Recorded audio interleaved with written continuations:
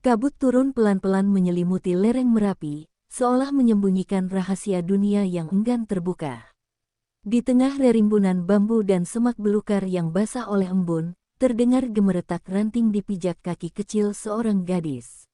Namanya Sakti Ayu, remaja berambut legam panjang yang mata hitamnya menyimpan bara tak terlihat. Ia memanggul keranjang rotan berisi daun-daun obat dan akar-akaran dari hutan, sambil sesekali berhenti menatap puncak Merapi yang berdiri megah diam, tapi menyala dalam batinnya. Orang-orang desa menyebutnya anak gunung, anak yang tubuhnya kebal terhadap bara, tapi hatinya beku terhadap dunia. Ia tak punya ibu, ayahnya hilang saat letusan besar beberapa tahun lalu. Hanya Mbah Dirah, perempuan renta penjaga padepokan tua, yang merawatnya. Banyak yang bilang Sakti Ayu aneh. Ia sering bicara sendiri, duduk berjam-jam di batu panas bekas aliran lava sambil memejamkan mata. Tapi mereka tak tahu, di sanalah ia belajar mendengar suara gunung, mendengar leluhur yang berbisik lewat napas bumi. Hari itu, langit mendung meski belum sore. Sakti baru saja pulang dari hutan ketika desanya tiba-tiba dipenuhi suara motor-motor besar. Debu beterbangan. Preman-preman kota datang, dipimpin Brahma Karno, lelaki bertubuh besar dengan luka panjang di wajah dan mata seperti serigala lapar. Mereka datang dengan truk dan cangkul, ingin menggusur tanah desa untuk tambang pasir ilegal. Warga hanya bisa menunduk, karena hukum di lereng bukan milik mereka, melainkan milik siapa yang paling kejam. Sakti Ayu berdiri di tengah jalan tanah, menghadang rombongan itu tanpa sepatah kata. Bajunya compang camping, tapi matanya menyala. Brahma menatapnya dengan seringai jijik. Minggir, bocah. Ini urusan orang besar. Tapi gadis itu tidak bergeming. Ia tahu apa yang akan terjadi. Ia telah melihatnya semalam dalam mimpinya, desa ini akan terbakar bukan oleh lahar, tapi oleh kerakusan manusia. Dan jika ia diam, maka semua yang ia cintai akan lenyap. Malamnya, Brahma dan dua anak buahnya datang ke rumah bambu Mbah Dirah. Mereka mabuk, tertawa-tawa, sambil menyeret Sakti keluar dari rumah.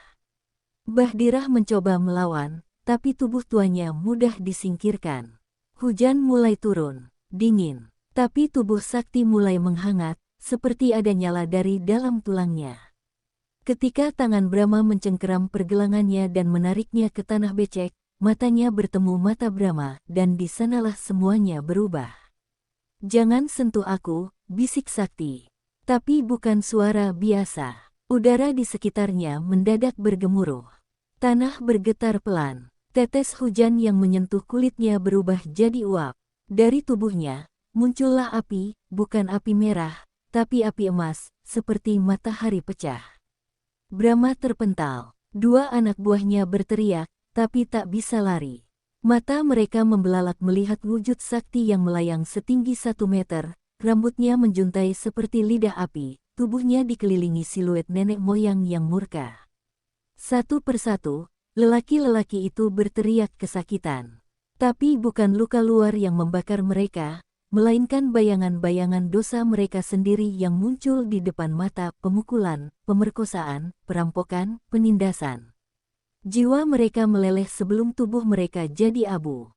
Api itu tidak hanya membunuh, tapi juga membersihkan. Itulah lebur saketi, ilmu warisan yang hanya bisa bangkit jika jiwa yang memilikinya benar-benar tersakiti. Saat semuanya reda, hanya tinggal hujan dan uap yang menggantung di udara.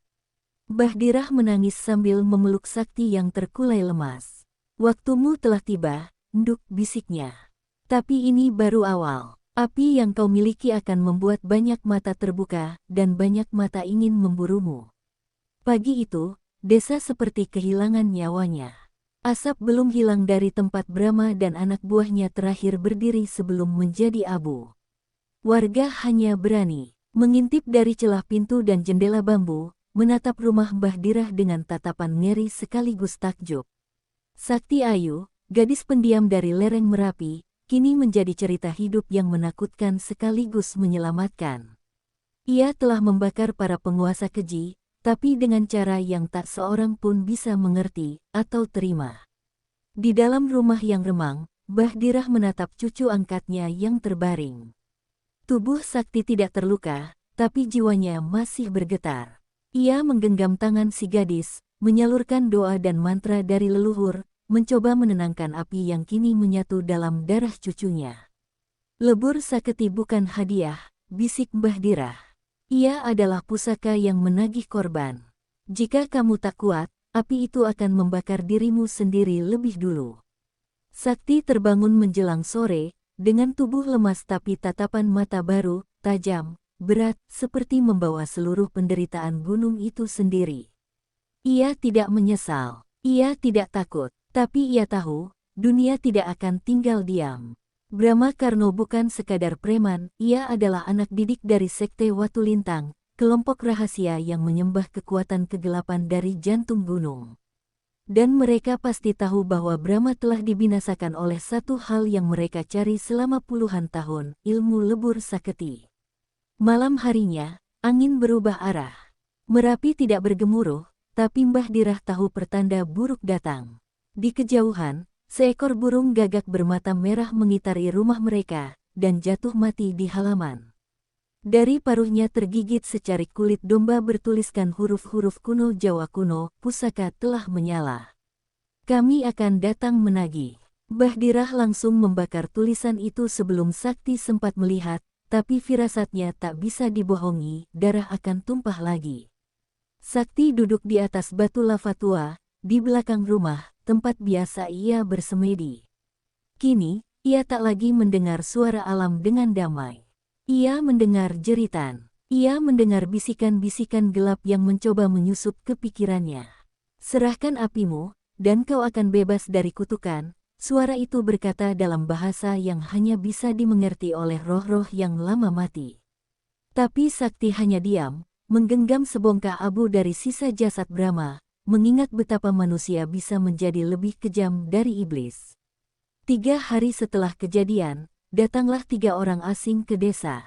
Mereka tak membawa senjata, tapi tubuh mereka ditutupi batik hitam dengan lambang bintang patah di dada, simbol dari Sekte Watu Lintang. Mereka datang dengan senyum ramah, berkata ingin membantu desa, membawa uang, dan janji keselamatan. Tapi Bahdirah tahu, ini bukan pertolongan. Ini adalah ancaman dengan wajah bersolek. Mereka mencari pusaka yang selama ini tersembunyi. Mereka mencari Sakti. Gadis itu harus menyerahkan apinya. Kalau tidak, desa ini akan dibakar sampai akar-akarnya, ujar salah satu dari mereka kepada kepala dusun di balai desa, dengan suara lirih tapi penuh racun. Warga ketakutan. Beberapa mulai menyalahkan Sakti. Kalau bukan karena dia, kita tak akan jadi sasaran, bisik mereka. Dan sekali lagi, dunia menunjukkan betapa mudahnya orang-orang melupakan siapa yang melindungi mereka ketika rasa takut lebih besar dari rasa syukur. Sakti mendengar semuanya dari balik celah dinding. Tapi ia tak menangis. Ia tak lari. Ia tahu bahwa api di dalam dirinya bukan sekadar warisan. Ia adalah tanggung jawab, dan sekarang ia harus memilih, bersembunyi seperti dulu, atau berdiri tegak dan membakar ketakutan itu sendiri. Dan saat mata malam mulai merah, dan Merapi menghembuskan napas panasnya, Sakti Ayu bersumpah ia akan menjadi nyala yang tak bisa dipadamkan, meski seluruh dunia berusaha meniupnya. Langit lereng Merapi tak lagi sejuk. Awan menggantung kelabu seperti amarah yang menunggu meledak. Di balai desa, wajah-wajah yang dulu menatap Sakti dengan rasa hormat kini berubah. Jadi campuran takut dan kebencian. Bisik-bisik makin lantang, menggema dari warung kopi hingga masjid kecil di ujung jalan. Dia pembawa petaka. Lebih baik dia pergi saja, sebelum desa ini benar-benar hancur. Kalimat itu menggigit hati Sakti lebih dari luka fisik manapun. Bahdirah menahan amarah, tapi tubuhnya terlalu renta untuk membentak dunia.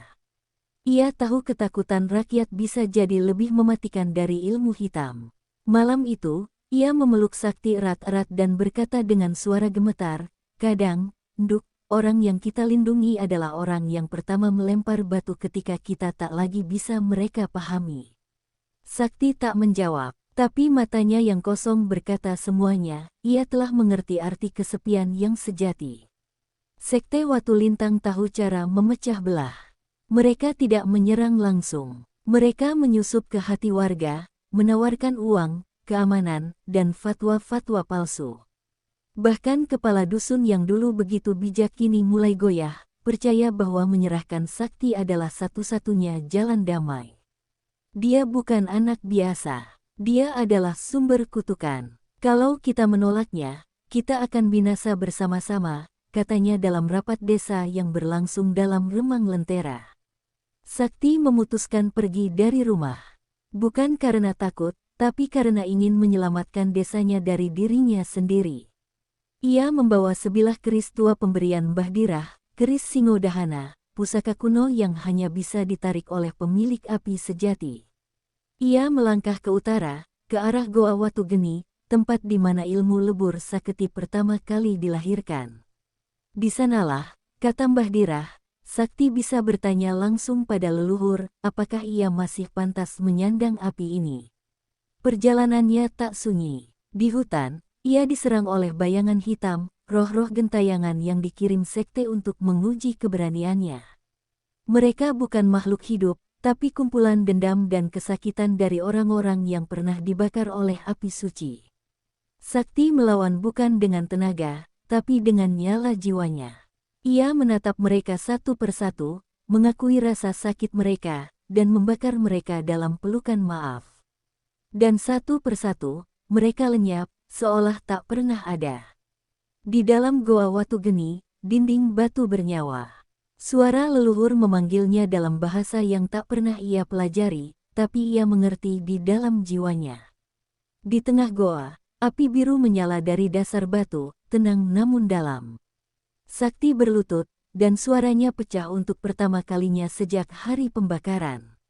Aku tak pernah minta kekuatan ini. Tapi kalau harus aku pikul, beri aku jalan, bukan hanya untuk membakar musuhku, tapi untuk menyalakan harapan bagi yang lemah. Api menyala makin terang, membentuk siluet seorang perempuan tua bermahkota api, roh pertama pemilik lebur saketi. Kau telah dipilih bukan karena kuat, tapi karena luka di hatimu adalah luka bumi ini. Tapi api yang kau punya, Nduk, harus membakar dengan tujuan. Jika hanya dendam, maka kau akan menjadi seperti mereka yang kau musuhi. Lalu sosok itu hilang, meninggalkan cahaya yang masuk ke dada sakti dan membuat tubuhnya membara dengan kekuatan yang lebih halus namun jauh lebih dalam. Saat ia keluar dari goa, langit telah berubah warna. Merapi bergetar ringan, memberi salam. Di kejauhan, desa mulai dipenuhi asap hitam, bukan dari gunung, tapi dari obor-obor sekte yang kini mulai menyerbu. Sakti mengepalkan kerisnya, dan untuk pertama kalinya dalam hidupnya, ia tak merasa sendiri. Ia bukan lagi hanya seorang gadis dari lereng gunung, ia adalah api yang hidup. Dan ia pulang, bukan untuk meminta pengertian, tapi untuk melindungi mereka, meski dari kebencian mereka sendiri. Asap sudah menggantung di udara ketika Sakti kembali menapakkan kaki di tanah desanya. Tapi bukan asap masakan atau dupa sembahyang. Ini bau pembakaran, pohon-pohon ditebang, rumah warga dibakar satu persatu. Sekte Watu Lintang datang bukan dengan pasukan, tapi dengan ketakutan yang mereka tanam di kepala para warga. Dan kini, mereka memanen hasilnya.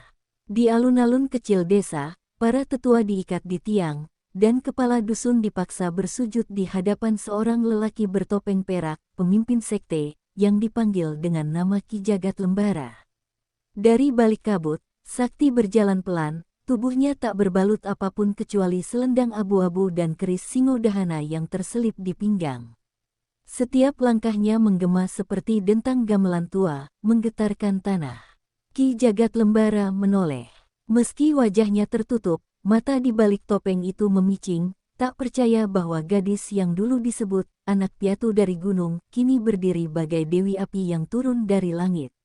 Sudah cukup kau bakar anak buahku, Nyi Sakti, ucap Ki Jagat Lembara, suaranya dalam, licin, seperti ular menyelinap di daun kering.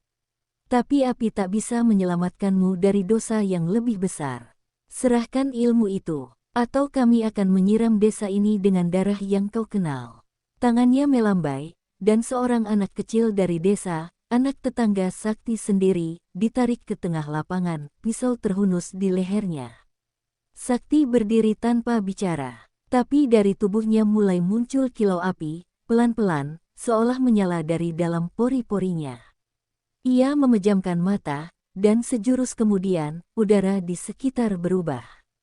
Angin berhenti, langit meredup, suara burung lenyap. Lalu, ia membuka mata, dan dari telapak tangannya, muncul segumpal cahaya seperti matahari kecil yang berdenyut pelan. Ia lemparkan ke udara, dan gumpalan itu meledak perlahan, menurunkan ribuan partikel cahaya yang jatuh seperti salju berapi. Orang-orang sekte mulai panik, tapi mereka tak sempat bergerak. Tanah di bawah kaki mereka mendidih. Batu-batu menjadi bara, dan dari dalam tanah, muncul bayangan-bayangan yang Sakti panggil bukan untuk membunuh, tapi untuk menunjukkan kebenaran. Setiap anggota sekte dipaksa melihat wajah asli mereka sendiri, keserakahan, kekejaman, kebohongan yang mereka tutupi dengan jubah suci. Dan satu persatu, mereka berteriak bukan karena luka, tapi karena tak sanggup menatap dosa sendiri. Ki Jagat Lembara mencoba melawan. Ia mengangkat tongkat besi, membaca mantra-mantra gelap yang mengguncang bumi.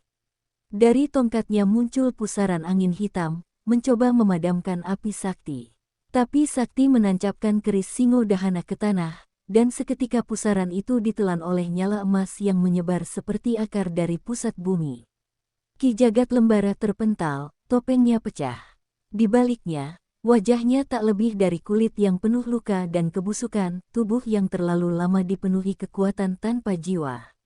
Warga desa yang menyaksikan dari balik puing-puing, tak bisa berkata-kata. Mereka melihat bagaimana seorang gadis yang mereka tolak, hina, bahkan ingin usir, kini berdiri di hadapan mereka, tubuhnya menyala bagai patung api, membakar musuh yang mereka sendiri tak berani lawan. Bahdirah datang terlatih, air mata mengalir, memeluk Sakti yang mulai limbung. Tapi sebelum tubuhnya jatuh, Sakti menoleh pada warga. Suaranya lirih, tapi tajam seperti nyala ujung bara. Aku tak perlu kalian percaya, tapi aku tetap akan melindungi kalian. Bukan karena kalian pantas, tapi karena api ini bukan milikku sendiri.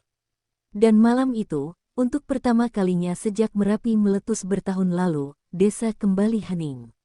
Tapi bukan hening karena takut, melainkan karena harap. Mereka telah melihat api sejati. Bukan api yang membakar, tapi api yang menerangi. 3 hari telah berlalu sejak malam pembakaran terakhir itu. Desa tampak tenteram, tapi di balik reruntuhan rumah dan wajah-wajah yang kembali tersenyum, ada satu jiwa yang semakin jauh dari damainya sendiri. Sakti duduk di pinggir mata air tua, tempat biasa ia mencari ketenangan di masa kecil. Tapi kali ini air itu tak lagi memantulkan wajahnya dengan jernih, yang ia lihat hanya bayangan api, darah, dan tatapan ngeri dari orang-orang yang kini bersikap manis karena ketakutan.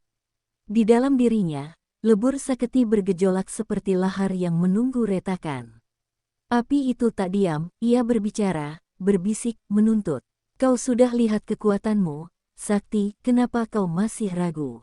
Dunia ini tidak butuh belas kasihan, hanya butuh api untuk menyucikan semuanya, bisik suara dari dalam hatinya. Sakti menutup mata, mencoba menolak, tapi bagian terdalam jiwanya tahu, ia mulai menikmati kuasa itu. Dan itulah ketakutan terbesarnya. Bahdirah menyadari perubahan itu. Suatu malam, saat Sakti terbangun dengan tangan terbakar karena mimpi yang terlalu nyata, sang nenek tua menggenggamnya erat. Nduk, ilmu ini bukan cuma pusaka. Ia seperti anak kecil yang manja. Kalau kamu manjakan amarahmu, dia akan tumbuh jadi iblis. Tapi Sakti hanya diam. Tangannya bergetar. Bukan karena takut orang lain, tapi karena takut dirinya sendiri. Tak lama kemudian, datanglah seorang tamu tak terduga. Lelaki muda, berpakaian kelana, dengan luka di pundak dan mata yang menyimpan cerita panjang. Namanya Bayuseta, mantan murid Ki Jagat Lembara yang kabur dari sekte sebelum diinisiasi sepenuhnya. Ia datang bukan untuk melawan, tapi membawa peringatan. Sekte itu belum habis, katanya. Jagat Lembara bukan pemimpin sesungguhnya, dia hanya pelayan dari makhluk yang jauh lebih tua, Ratu Langit Hitam, penjaga asli ilmu terlarang yang tersegel di kawah mati Merapi. Kabar itu mengguncang Sakti. Ia mengira semua telah berakhir. Tapi ternyata api di dalam dirinya bukan hanya warisan, tapi kunci. Ratu Langit Hitam sedang bangkit, dan hanya satu hal yang bisa membuka segel kawah tempatnya dikurung, jiwa manusia yang menyatu dengan api suci. Dan sekarang hanya ada satu yang memenuhi syarat, Sakti Ayu. Bayu memohon agar Sakti pergi ke kawah sebelum sekte menemukan jalan lain. Kita harus menyegel ulang gerbangnya. Kalau tidak, dunia akan menjadi altar bagi kegelapan. Tapi Mbah Dirah menolak keras. Ia tahu betapa tipisnya batas antara pahlawan dan penghancur. Jangan kau paksa cucuku jadi korban perang yang bukan miliknya, katanya. Namun Sakti berdiri, dan kali ini, ia tidak meminta izin. Kalau aku bisa menghentikannya, maka semua nyawa yang telah terbakar oleh apiku tidak akan sia-sia. Malam itu, Sakti meninggalkan desa seorang diri. Di belakangnya, Bayu mengikuti dalam diam. Dan di kejauhan, puncak Merapi berasap perlahan, seperti bernapas setelah tidur panjang. Di dada Sakti, api itu menyala lembut, tak lagi murka, tapi juga tak bisa dipadamkan. Ia tahu jalan di depan akan penuh luka. Tapi lebih menakutkan dari kematian, adalah menjadi penonton dari dunia yang dibiarkan jatuh ke kegelapan ketika ia tahu ia bisa menyalakan satu nyala harapan terakhir. Perjalanan menuju kawah mati bukan sekadar pendakian fisik. Kabut di lereng Merapi seperti hidup, menyembunyikan jalur dan menciptakan ilusi. Bayu melangkah di belakang Sakti, sesekali terpeleset di tanah berbatu. Ia ingin membantu, tapi tahu gadis itu kini bukan sekadar manusia. Ada sesuatu dalam tatapan Sakti yang asing, seperti bara yang menyala tenang tapi siap meledak kapan saja. Namun di balik semua itu, ia tahu, gadis ini sedang bertempur bukan hanya melawan dunia, tapi melawan dirinya sendiri. Di satu titik, mereka tiba di celah batu sempit yang dijaga patung-patung tanpa wajah. Bayu berbisik, ini gerbang pertama. Tempat para leluhur dulu menyegel sang ratu. Tapi sebelum mereka bisa melangkah masuk, tanah bergetar. Dari balik kabut muncul sosok berjubah hitam, tinggi dan kurus, wajahnya ditutupi topeng tanah liat. Ia bukan manusia, bukan pula makhluk penuh, ia adalah penjaga gerbang, roh korban pertama Ratu Langit Hitam. Tugasnya hanya satu, memastikan hanya jiwa yang pantas yang bisa masuk. Sakti melangkah maju, tapi penjaga itu tak bertarung dengan senjata. Ia menyerang lewat kenangan. Dalam sekejap, Sakti melihat kembali semua luka yang pernah ia derita, wajah ibunya yang terbakar, warga desa yang mencaci, anak-anak yang berteriak ketakutan. Air matanya menetes, bukan karena takut, tapi karena rasa bersalah yang kembali tumbuh seperti akar di dada. Api di tangannya bergetar, hampir padam. Bayu melihatnya jatuh berlutut. Ia memanggil, tapi penjaga mulai melilit tubuh Sakti dengan bayangan hitam. Dalam keputusasaan, Bayu menghunuskan keris pusaka kecil miliknya dan memotong lengannya sendiri, meneteskan darah ke tanah. Jika api butuh harga, maka biar aku bayar juga, teriaknya. Tanah menyerap darah itu, dan tiba-tiba penjaga berhenti. Ia menatap Bayu, lalu pada Sakti, dan perlahan, menghilang dalam kabut. Gerbang terbuka, tapi suara lirih terdengar di telinga Sakti, kau telah membayar satu luka, tapi masih banyak lagi yang menanti. Di dalam gua kawah mati, udara membeku meski tubuh Sakti berkeringat dingin. Dinding batu dipenuhi tulisan tua dalam bahasa api, satu persatu menyala ketika ia lewat. Setiap nyala itu menuntut pengorbanan, rasa cinta, rasa takut, bahkan kepercayaan pada diri sendiri. Bayu hampir pingsan, tapi tetap berjalan, tak ingin Sakti sendiri. Kau tak harus menanggung semua ini sendiri, ucapnya pelan. Tapi Sakti hanya menoleh sebentar, tersenyum tipis, dan berkata, bukan aku yang memilih jadi api. Tapi aku memilih untuk tidak lari darinya. Di puncak ruang kawah terdalam, mereka menemukan altar batu, retak, dan dijaga kabut kehitaman yang berputar lambat seperti badai yang ditahan. Di tengah altar, berdiri sosok perempuan tinggi, kulitnya seputih tulang, rambutnya menjuntai bagai asap. Matanya kosong, tapi terasa menatap sampai ke dalam jiwa. Ratu Langit Hitam. Ia tidak berteriak, tidak melolong. Ia hanya berkata, kau akhirnya datang, pewaris api.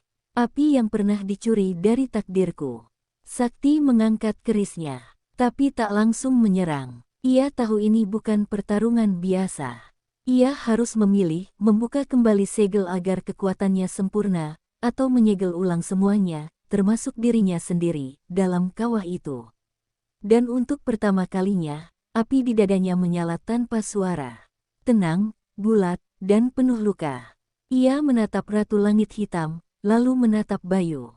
Jika aku harus terbakar untuk menjaga dunia tetap hangat, maka biarlah aku jadi nyalanya. Angin membisu saat Sakti melangkah ke tengah altar kawah. Setiap langkahnya membuat batu-batu tua bergetar, seolah bumi sendiri tak berani menahan napas. Di depannya, Ratu Langit Hitam berdiri bagai patung maut, tak bergerak, tapi aura gelapnya menyebar seperti racun. Bayu ingin maju, tapi tubuhnya terpaku, jiwa manusianya tak sanggup menembus ruang tempat para dewa pernah berperang. Ini bukan lagi tentang kekuatan otot atau ilmu, ini tentang nyawa, kehendak, dan pengorbanan. Ratu Langit Hitam berbicara, suaranya bagai dengung ribuan lebah di tengah kuburan. Kau bisa menyatu denganku, Sakti. Dengan kita bersatu, dunia akan bersih. Tak ada lagi ketakutan. Tak ada lagi manusia munafik yang membakarmu. Kata-katanya menggoda, menusuk luka lama yang masih membekas di dada Sakti. Ia terdiam, api di tubuhnya bergetar hebat. Untuk sejenak, ia melihat kemungkinan itu, dunia yang tunduk padanya, tak ada lagi penindasan, tak ada lagi air mata. Namun, di bayangan itu juga, ia melihat wajah Bayu, wajah Mbah Dirah, dan anak-anak desa yang dulu menatapnya dengan takut, kini penuh harap. Sakti menutup mata, dan di dalam dirinya, ia berbicara kepada api. Kalau aku jadi penguasa, siapa yang akan memeluk mereka? Dan seketika, api itu menjawab bukan dengan amarah, tapi dengan cahaya, cahaya yang hangat, yang pernah ia rasakan di pelukan ibunya dulu, sebelum dunia merenggut semuanya. Dengan satu tarikan napas, Sakti menancapkan keris Singodahana ke tanah. Tanah bergetar. Dari keris itu, cahaya putih menyebar pelan, menembus kabut hitam dan memecah ilusi kegelapan. Ratu Langit Hitam meraung, kulitnya retak, rambutnya terbakar jadi asap. Kau memilih lemah. Kau memilih manusia yang membencimu. Tapi Sakti menatap lurus. Aku memilih untuk tetap jadi manusia, meski dunia menganggapku bukan apa-apa. Ratu Langit Hitam menerjang, tubuhnya menjelma badai hitam yang menghisap segalanya. Tapi Sakti berdiri diam, membiarkan badai itu menelannya. Dalam pusaran itu, ia memeluk kegelapan itu sendiri, bukan untuk melawan, tapi untuk merangkul, menenangkan, mengakhiri dendam berabad-abad. Dan dari dalam badai itu, muncul cahaya. Cahaya yang tidak menyilaukan, tapi menenangkan. Cahaya yang berasal dari luka yang diterima, bukan ditolak. Bayu berteriak memanggilnya, tapi hanya cahaya yang menjawab. Ketika badai mereda, kawah kembali hening. Tak ada Sakti, tak ada Ratu Langit Hitam. Hanya keris yang tertancap, dan udara yang kini terasa lebih ringan. Bayu jatuh berlutut, air matanya jatuh. Ia tahu, Sakti telah menyegel kegelapan itu bukan dengan kekuatan, tapi dengan cinta dan keberanian yang dunia tak pernah ajarkan. Dan jauh di dalam kawah, dalam ruang antara hidup dan mati, Sakti berdiri sendiri, namun tak kesepian. Api di dalam dirinya kini tak lagi ingin membakar. Ia hanya ingin menjadi lentera, menyala perlahan, cukup untuk menerangi jalan bagi mereka yang masih mencari. Ia tersenyum, dan dunia pun menyambut fajar baru, tanpa tahu bahwa cahayanya datang dari seorang gadis lereng Merapi, yang memilih menjadi nyala terakhir di ujung takdir. Minggu-minggu berlalu sejak malam badai itu, tapi desa tak lagi sama. Tanah di sekitar Merapi menjadi lebih subur, udara lebih tenang, dan kabut hitam yang dulu menyelimuti puncak gunung kini sirna seakan dibersihkan oleh sesuatu yang lebih kuat dari sekadar angin. Tapi di balik semua keheningan itu, ada satu ruang kosong yang tak bisa diisi, kepergian Sakti. Ia tidak pernah kembali. Tidak ada tubuh, tidak ada jejak. Hanya keris yang masih tertancap di altar kawah mati, menghangatkan batu di sekitarnya meski tak ada api terlihat. Bayu turun gunung sendiri, membawa luka yang tak bisa disembuhkan oleh waktu. Di tangannya, ia membawa selendang merah milik Sakti yang ditemukan tertinggal di tepi kawah. Ia kembali ke desa, bukan sebagai pahlawan, tapi sebagai saksi. Ketika orang-orang bertanya, apa yang terjadi di atas sana, ia hanya menjawab lirih, Sakti memilih menjadi cahaya, bukan penguasa. Dan dunia ini diselamatkan bukan oleh kekuatan, tapi oleh kasih yang rela terbakar. Bahdirah menangis tanpa suara saat melihat selendang itu. Ia tahu cucunya telah selesai dengan takdirnya. Ia menyalakan pelita di depan rumah, dan sejak hari itu, tak pernah memadamkannya. Biar api kecil ini tetap menyala, katanya, sebagai pengingat bahwa kadang, cahaya terbesar lahir dari gadis kecil yang tak pernah minta jadi pahlawan. Dan pelita itu pun menjadi tempat orang-orang desa berdoa, bukan untuk kekuatan, tapi untuk keberanian menjadi baik di dunia yang kejam. Desa mulai berubah. Orang-orang tak lagi menindas yang lemah. Mereka menanam kembali pohon-pohon yang terbakar, membangun rumah-rumah yang runtuh, dan mulai mengajari anak-anak tentang legenda Sakti, bukan sebagai sosok Sakti Mandraguna, tapi sebagai gadis biasa yang memilih mencintai ketika ia bisa membenci. Legenda itu menyebar, dan tak sedikit yang datang dari luar desa, hanya untuk melihat tempat di mana api terakhir itu menyala. Suatu malam, Bayu naik kembali ke puncak. Sendiri, ia berdiri di depan keris yang kini diselimuti bunga liar yang tumbuh tanpa ditanam.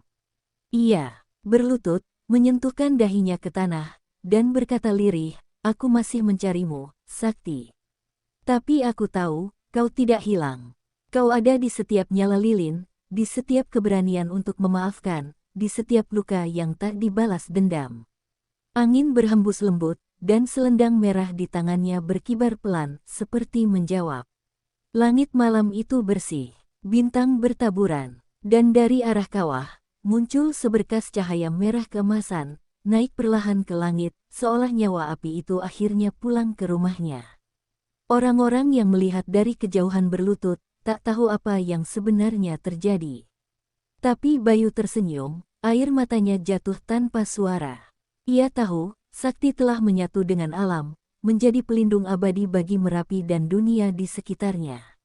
Dan di lereng sunyi itu, di antara kabut yang telah bersih dan angin yang damai, terdengar bisikan lembut, selama dunia masih punya nyala kecil, aku akan tetap hidup. Lalu sunyi kembali turun. Tapi dunia telah berubah, karena seorang gadis dari lereng Merapi, yang pernah memilih menjadi cahaya dan menyala sampai akhir.